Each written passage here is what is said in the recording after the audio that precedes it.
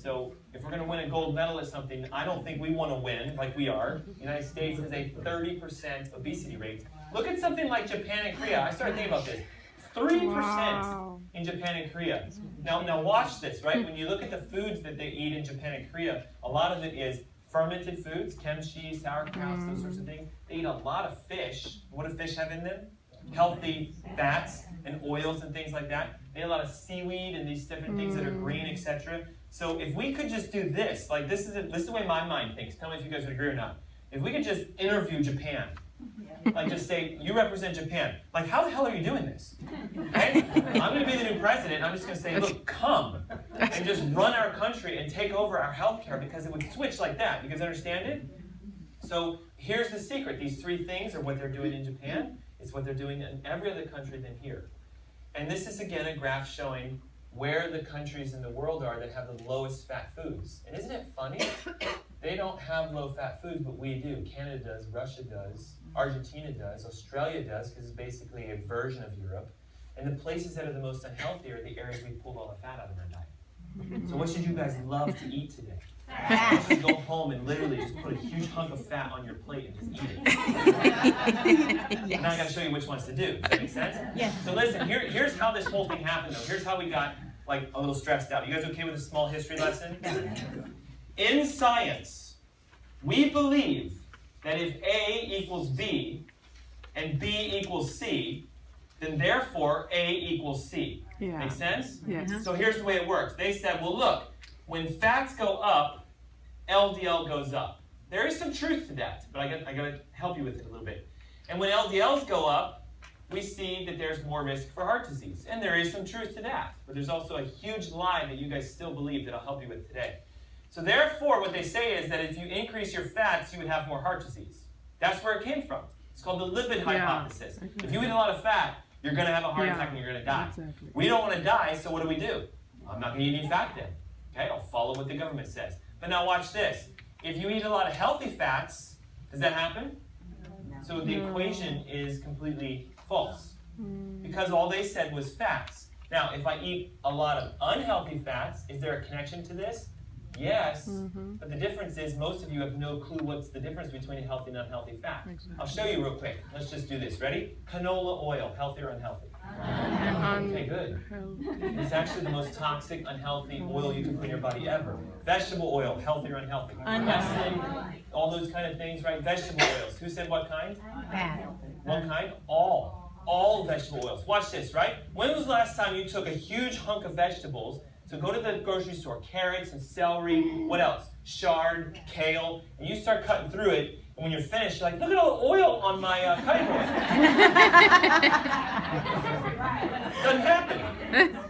It's a non-natural substance. It's chemically extracted, it's poison, it's dangerous. I'm going to teach you, and I'm going to show you today, the reason we're so sick is, where are the vegetable oils? They're in every food on this planet. And here's the sad part behind it. When you go to Whole Foods, anybody done this? And you look at the ingredients of the foods that they're preparing in their supposedly organic, healthy hot bar, one of the first ingredients in everything, I'm like, canola? And I asked them, I came to Whole Foods, I'm like, who's your nutritional director? Oh, it's this person up at headquarters. I talked to them, I'm like, why are you guys using canola in all your foods? You know what they told me?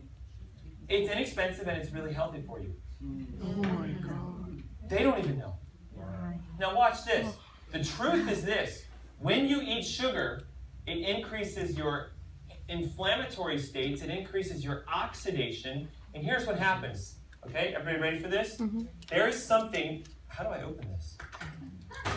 There is something that is called a cholesterol particle. Ready? Raise your hand if you have never heard of your cholesterol particles before. I need to see. Show them. Oh my gosh, we gotta do this. Cholesterol particles, okay? So you can have two particles, and this particle can be completely filled, okay, with cholesterol. So if this person gets their cholesterol run, their cholesterol will come back high, okay? Now, this person could have a particle that has very low amounts of cholesterol inside of it, so when their cholesterol is run, their cholesterol comes back low. Now here's the challenge. I want you to think of particles as like a bus or a car, okay?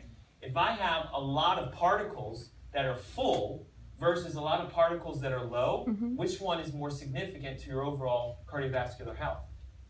High amounts of particles and high amounts of cholesterol, yeah? But here's the challenge. There are different types of particles, and we're only just now learning this. You can have small particles, or you can have large particles. And the large particle can be very highly filled or very low filled. So when you're looking at something like a traffic jam, a blocked artery, what's more important, the number of cars or the number of people, the amount of cholesterol inside the car? What's more important? The number of cars is more important than the number of people. So what we've totally missed is the fact that your cholesterol has nothing to do with your heart health. It's about the particles. Because here's what happens. When an artery is flowing blood through it, little tiny particles can actually get in between the cell walls and get stuck inside of here. So the small ones get in here and they start to create inflammation. They start to create irritation. But the big ones do what? They pass on by. And they're filled with cholesterol. And your body uses cholesterol to make everything from all hormones to your brain function to the ability for you to remember memories. They've connected your cholesterol levels to your ability to recall memories. So if your cholesterol is low, we start to go, well, brain fog, fatigue, dementia, Alzheimer's, all these sicknesses. So what happens is the little tiny particles are what get stuck here. And then if you're inflamed or you're eating a lot of sugar, if the sugar levels in the blood are high, sugar will actually kick these and cause them to burn, catches them on fire inside the artery. That causes swelling. And then what the body does is it says, well, I got to seal this somehow. So the large particles will say, well, listen, I'll let go some of my cholesterol. We'll try to cover this up because it's thick and waxy. It's a substance. We'll try to protect this from healing. And so what happens is if you keep eating sugar, you keep causing the damage, and that's why you get plaques. It has nothing to do with fat.